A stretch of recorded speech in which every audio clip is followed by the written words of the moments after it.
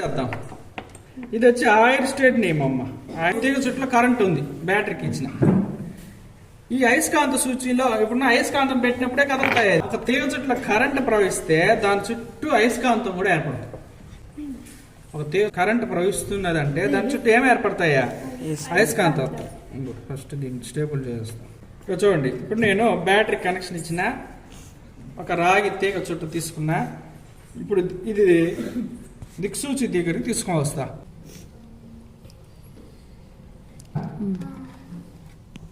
అయస్కాంత దిక్సూచిలో అపవర్తనం జరుగుతుంది చూడండి. ఆ తీగ చుట్ట గుండా విద్యుత్ ప్రవహిస్తే తీగ చుట్టూ మనకి మ్యాగ్నెటిక్ ఫ్లక్స్, అయస్కాంత అభివాహం ఏర్పడతాయి. అందువల్లే అది అపవర్తనం చూపిస్తాను చూడండి. దీంట్లో నేను కథలకు తీసుకొని వస్తే అది ఏమవుతుంది?